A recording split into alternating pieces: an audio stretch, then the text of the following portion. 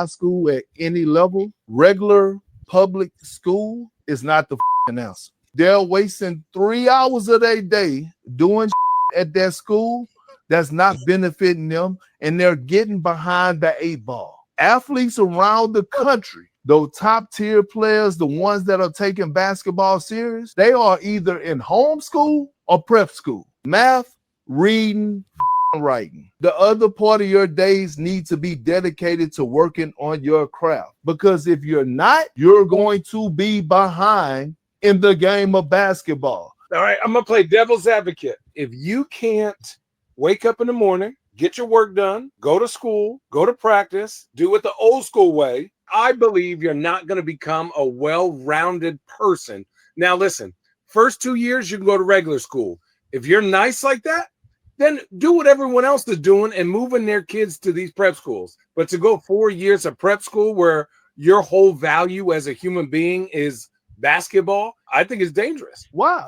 I'm saying that's dangerous. All that went to I was about to call you sound Newton. Go to the Jeff Teague one. He offers a little bit of where he was going at. Yeah, school is just like not good. Like you need to be as normal as possible because now you enter the world in college where it's business and nothing is. You're never learning like normal life skills that you learn when you're a kid. My biggest fear is that like when basketball, because basketball is gonna let you down at some point. Yeah, sometimes it's sooner than later. Mm-hmm. How are you gonna be able to handle that? Because you never had a normal life. Yeah, you don't have no friends, no nothing to lean on. All your friend is basketball players. You lock in a basketball because you're trying to get a basketball scholarship right, to help benefit with your life. Like you get an NIL deal, whatever. NBA, cool. Make it to NBA is a plus. Everybody goes to make it to the league, whatever. But you lock in, get that free schooling, get that money from that school. Yeah. But then you also get to live a normal life, do normal stuff. While you still at school. And then if you make it to the NBA, you work hard and do your thing, make it to the league. Cool.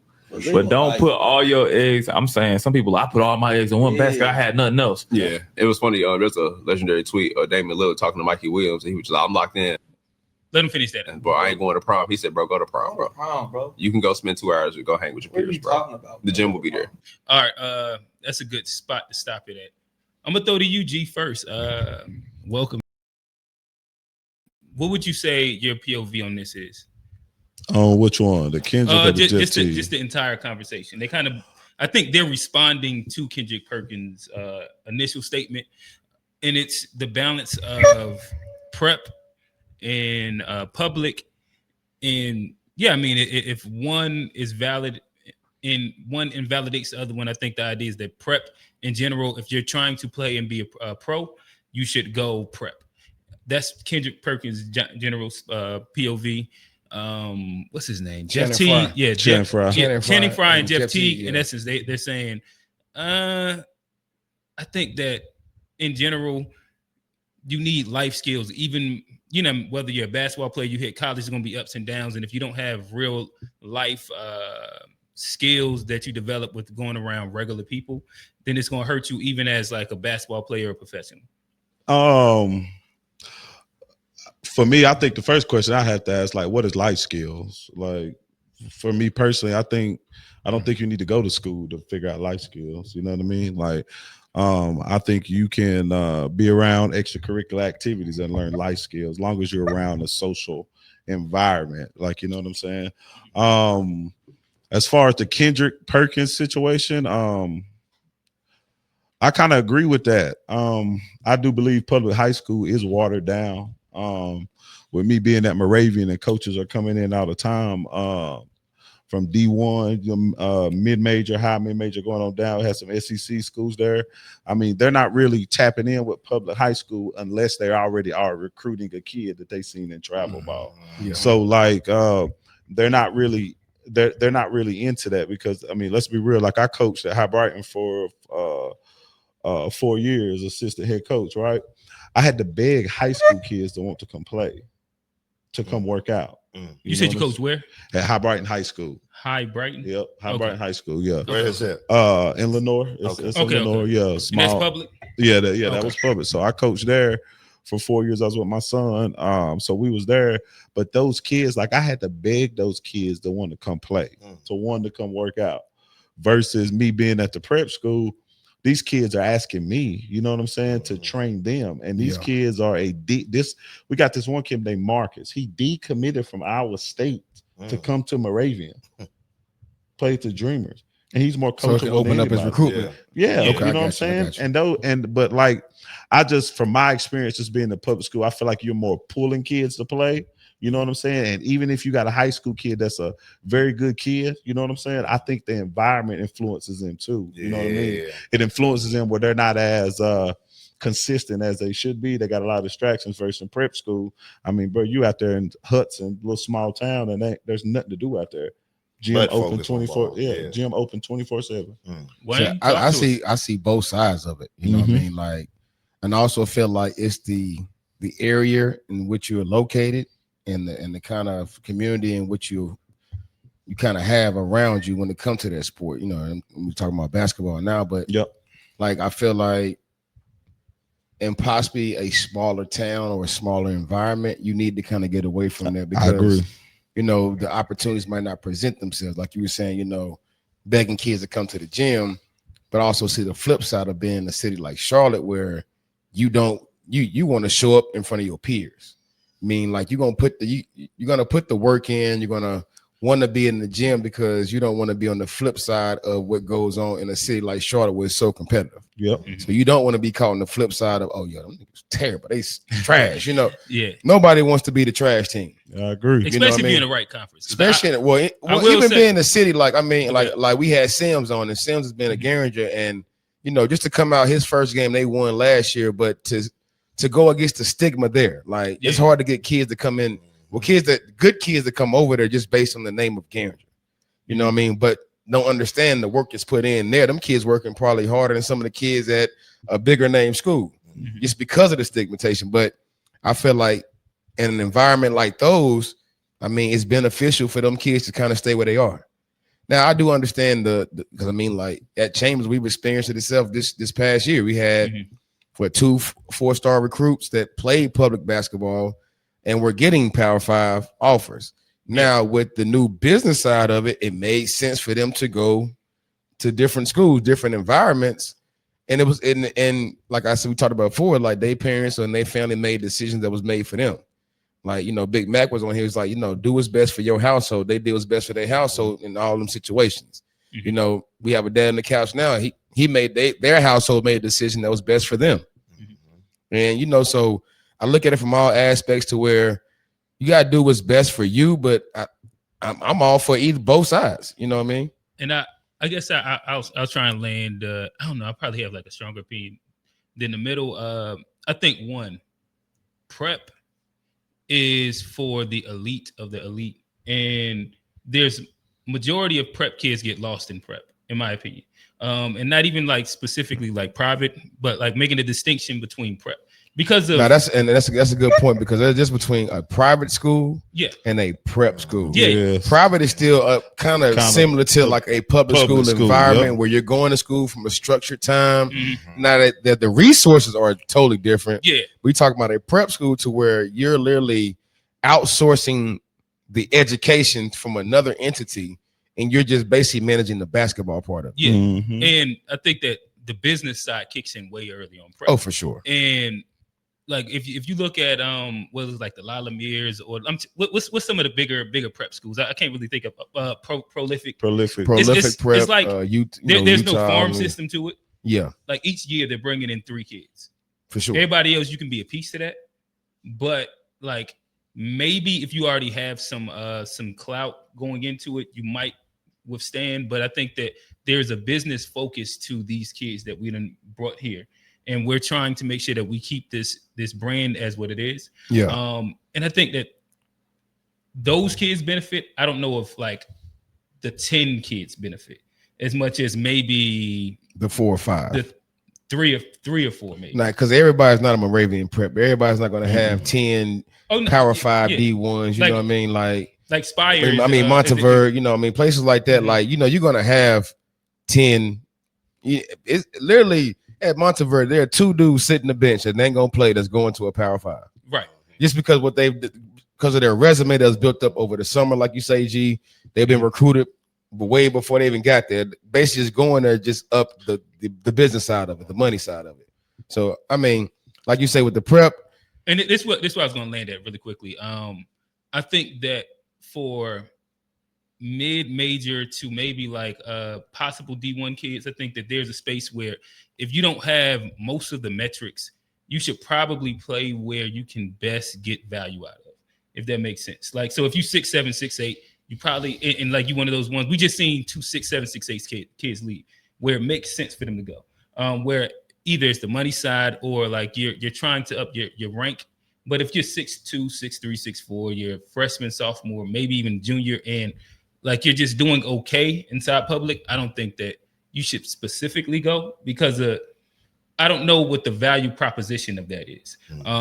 But I would also say in public school, especially if you're inside like Charlotte, where you have some stronger conferences, like the Power Six right now, where I think pretty much on every team, maybe besides for one, there's like 2 to 3 D1 prospects on it, to where every single day, not every single day, but once conference starts, every game is going to have somebody looking at something. When you have like a Chambers in the North Mech, and now West Charlotte got a couple over there, where like there's multiple prospects every single time you step out. And I think that those situations make sense if you can get into it. But if you go to like, if you're in Lenore, you probably got to find a prep or private to go to if you really want to go. That's what we seen like the Rob Dillinghams and those guys do. Yeah, you gotta. I'm gonna be real, man. You gotta be straight in AAU for that prep school shit's opportunity. I'm gonna be real with that part because like none of like that prep school circuit is like AAU. Well, now I mean talking about it's the EYBL joint or you OTE, the OTE or you EYBL. And most of them guys, like you know, some of you shoot the shit with, you see them. You know what I mean? So like, and it's relationship based too. Oh yeah, for sure. And here's what I mean by that too as well. It's like if I know you, right? If I know you create dogs and I know a kid's coming from your school, I'm not questioning nothing else about that kid. I'm trusting you and I'm coming to see these 3 kids that you told me about. Sure. You know what I mean? And I think a lot of this stuff is based off relationships too that you gotta have, because you can be a kid that goes to a school that they get a lot of notoriety, but that coach might not have relationships. You know what I'm saying? So parents gotta understand that too as well. And then for prep, I would say this too, outside of like you being a top 5 kid, back to what you were saying, why do you think you got a kid, right? And I know exactly what you're explaining, that is a Power 5 kid, but his ass don't get to play on the Moravian or prolific prep. Why do you think that is though? Nah, I'm pretty sure the practices are more than the game, but also I'm pretty sure there are politics that go into a lot of that stuff. It is. It is. I'll say that too. But what I've seen, I must just be real. A lot of them kids, not everybody dogs. They don't know how to play basketball. Like we talk about that. I'm so serious. It's a lot of Jonathan Kamingas. Ben, listen, that don't. Like I say, listen. There's a lot of guys that don't know how to play basketball, and I see it. I literally see it where they struggle with just knowing where to drop, the timing, when to swing the ball, what the offense is. Can you score within structure? And you catch them at AAU where they got all that space to operate and all the freedom, and a lot of freedom, and they really glorify one-on-one players that have no court vision, no nothing. The question is, can you play with other guys that can play? Right. That's the key to it. Can you really play with other guys that can play? And I think on that prep level, that's what you run into a lot more, playing with the guys that can play. But believe it or not, there are the high level ones that don't know how to play. Like you can tell. Yes, bro. You really can tell, because bro. I mean, even when you watch an AAU game, when you watch, elite level travel ball, you see a kid literally take 7 to 10 dribbles that'll take a kid with IQ 2 to 3. Yeah, bro. You know what I mean? Or you see you see a kid make the hardest play and they 3-ball to the head. Tough shot. No, it's a bad shot. Terrible, dog. You just happen to fall in and funny part about it, I teach defense that way. I mean, like, don't get frustrated by a person that has the freedom to dribble that thing 30 times. The ball can fall in the hole, throwing it over your head. Does that mean you play bad defense? No. So you don't get frustrated by the ball going into the hole. Not a shot being made. Don't get frustrated by the ball going in the hole. Because as a defender, it's going to happen. The sun gonna shine on the dog ass that day. Yep.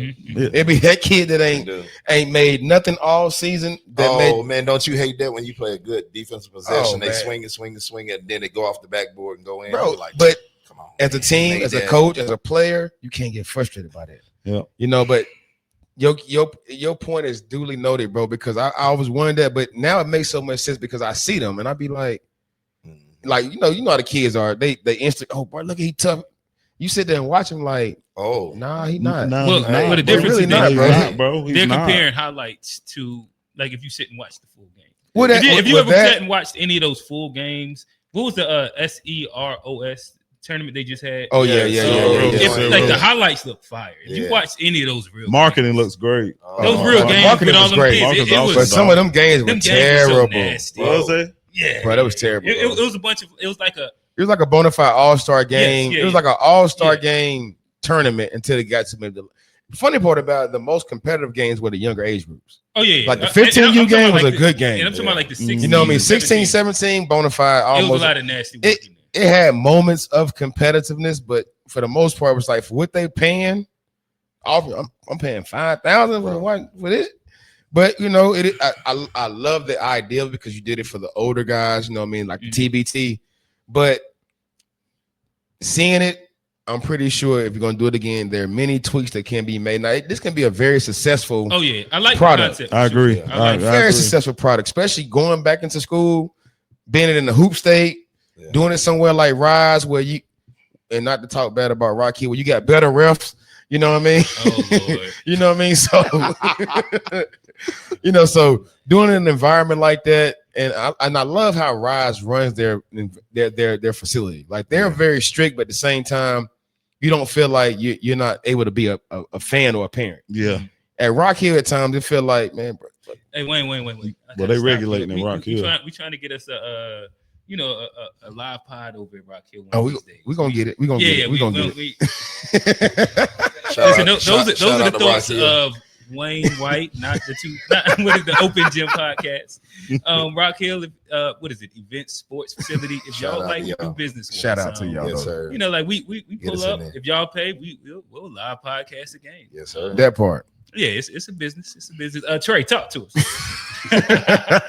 Hey, I'm gonna be honest. I think it's guys hear me say it all the time. I think it's situational. I see both sides, and I think you made a point on just how elite the player is. Yeah, I think that kind of solidifies. They gotta want you. They gotta be knocking at your door. If you trying to get on that prep school team, I think you're gonna end up having issues. Yeah. If they want you, they knocking down your door. I think that you got different levels. And everybody ain't Slim. Like Slim is just, it was a joy to watch him. Like, that's true. And he did the public thing. He didn't leave, and it was like great to watch him. Mm-hmm. You wish all of them could do I'm glad you said that because yeah. Don't forget about someone like a Nick Dorn too that stayed. Yeah, right. Yeah. You know what I mean? Nick stayed and actually went through the process, did 2 years at Elon. Like he literally checked the boxes of what you do when you don't make it Power 5. It's like, okay, cool. I'm gonna go show you why I should be there. Yeah. Well, actually, and then you're gonna pay me now to be there. Yeah. You know what I mean? Right? Like Indiana, University Hoosier. So it's like it's not it's slouch. It's both sides of it. You know what I mean? They're the pros and cons to it. You know what I mean? Both sides, bro. Yeah, I think every kid, just ain't, and as bad as you want to see Dillingham, I wanted to see Dillingham in a public school. I wanted to see what it would look like. Or at least what I'm saying? He flew out to Cali. We said, damn, like, man, all the talent. Biscuit.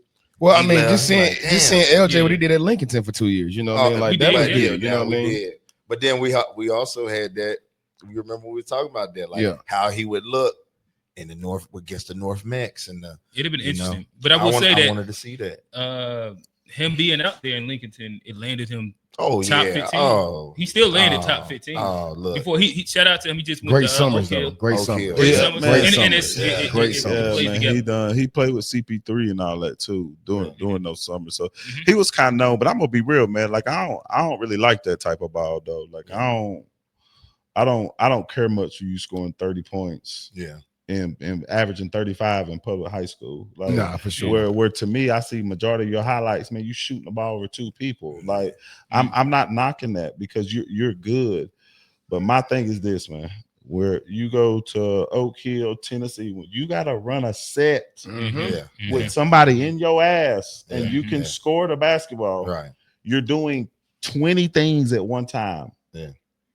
I can respect that. Yeah. And to me, that's what translates from you just going to the next level. Like don't get me wrong. The old school scoring all day long, that's fine. But I think that's why if you ask me why he going, you hear the chirping and people want to know, can he really do it against these guys? Now we're gonna see. I think that's the difference between being, like we were saying, like being in a place like Lincolnton, nothing against that 2A and the 1A, you know, but small, also not to say ain't nothing against him. I'm just saying there are not too many people that can come to Charlotte and average 30 and do that. Right. And that was our debate we was talking about. You know what I mean? I Like, was trying to tell Trey that. Wayne, you tell him. But like, I mean, that wasn't but I didn't say he was gonna average 30. I said 17. Yeah.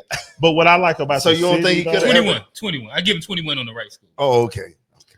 I'll say this, but the biggest thing I like about the city, though, when you from the country, like where we from, I think that's where you come to be tested. Your measuring stick. The measuring stick of competitiveness. You know what I'm saying? Are you really gonna go through it? You know what I'm saying? Yeah. And yeah, don't get me wrong, but at the same time, I agree with what you say. Like, you done what you were supposed to do, though. Right. Yeah. At Lincolnton. Right. So I can't, I'm not knocking that. But if you go to Oak Hill, bro, and average 13, 15, you still done good. Right. The guys around you. Yes. You efficient. You feel what I'm saying? Yeah. But that shows me you can really play. You know what I mean, you look at Monteverde, that roster they had with all them, I think 10 of them went to the league. Yeah. Wasn't nobody averaging over 15 points a game. Bro, beautiful ball. Well, even with Flag in them, I think Flag might have averaged 13 points. But you talking about like, and that kind of goes back to the old school Derek AAU when you had I really, love Queen. when you had the elite of the elite playing AAU, wasn't so many teams that you had a team full of really elite kids in the city. Really, like we talking about our AAU team, nobody averaged over 14 points. The average is between like 8 and 14. Now, somebody may blow up for a game for 20, 25, Get but hot. he may score 25 in this game and then come back on and score 5 because, I mean, it's the rotations, the sets. This is, you know what I mean, whoever's hot, you know what I mean? It's the moving of the ball. When you play on elite players, I mean, you shouldn't expect to score. Like, even in the league, averaging 15 will get you 30 mil, Get you paid, bro. Look, Shoot you paid, dog. The other day on Instagram, they was talking about they talking about Cam Thomas, and they was talking about Shea and Devin Booker. Yeah, they was at these schools, and Devin Booker wasn't averaging no 20 and 30. Devin Booker was a 6 man off the bench, bro, at Kentucky, bro. Right, and now look at him. So I mean, it's all about the production more than anything else. You know, like you saying, like when you playing against the elite of the elite. That's the measuring stick within itself, not what you do against the inferior. You're only doing what you're supposed to do. Correct. You know, but like when you bring it to the table and it's the smoke, you're looking across the table like, okay, 10 toes down, you 10 toes, let's match up, let's go. Yep. In the game, you only score 15 to 17, y'all win again in league game. Oh, that's huge. That's bro. huge. That's huge. That's huge basketball. Yeah, I watched that Tay Kenny kid play in Adidas, and like he wasn't. Yeah, TK, the one that played like a 6'7". Yeah. Hey, he turned that into a deal. Though. Got the water deal on. Got the 6'7" water deal, bro. When you watch him play, he really can play, and it's like it ain't his highlights is one thing, but so it's not an OTE gimmick. No. He's gonna be a guy that we're gonna see on TV. He really he does it when he need to do it. And he plays the right way. It ain't no, he play within the flow. When they need a big shot, he hits it. Big play and one layup. He does it all and play defense. Now that's the big thing about like y'all like Moravian. Like, you know, when you play, when them games are coming on, you don't matter who y'all are playing from the outside looking in, it's like, it's gonna be a competitive game. Man, what's the sauce over there with the damn shooting? Let's talk about that. That hot gym, damn, the sweaty gym. I know. The damn sweaty gym, bro. It's a hot box up there. We were telling the guy. They might got AC now. Still the hot box. Say 1 through 5. Shoot that motherfucker. Like bro. Listen, it's a must. That whole scheme is Can I come watch? Of course. Okay. Of course you can come watch. Look, I ain't scared to say it. Gotta be proud. I want to come watch. I want to Listen, steal. I'm a real practice man. Like it's just structure where they compete all the time. Everything's time. And everything. Yeah. Bro, like it's just it. I'm gonna be. It forces you to only compete. Or you can't complain. You can't bicker. You got time for it. You don't. And then there's ways where like the players are always holding the player accountable. That's the best team. Okay. You feel what I'm saying? So like it can be like soon as we start, we got the 2-minute drill, put the trash can out. They got to run around. They got to make so many layups in 2 minutes. Okay. You know what I'm saying? So everything you start with is time, and it has to go 100 miles per hour. And the goal is this. If we compete hard, we ain't got to do conditioning. So, but it's always competing. Like no matter what, 5-out offense, you run it. Defense, you just competing 100%. And everything. What's the transition? Give me some of that sauce because y'all run that, getting it to the corner and getting that three and all that. Yeah, what's the sauce on that? He one of your what is that? The primary break, secondary break. Yeah. Let me get some of that sauce, dog. Look, man, I can't give too much of it. When they say pause, I would say no. Trey said it's a clipboard right there. No. I'm good. He wants you to draw it up on the Blaze whiteboard. King ain't here yet. Nah. What it is more than anything with them is the preparation, though. Yeah. The preparation of what they do allows you to do what they do on the court. Like he's saying, like everything being time, condition. Like I posted maybe I think 2 days ago was like the best team is a peer-led team.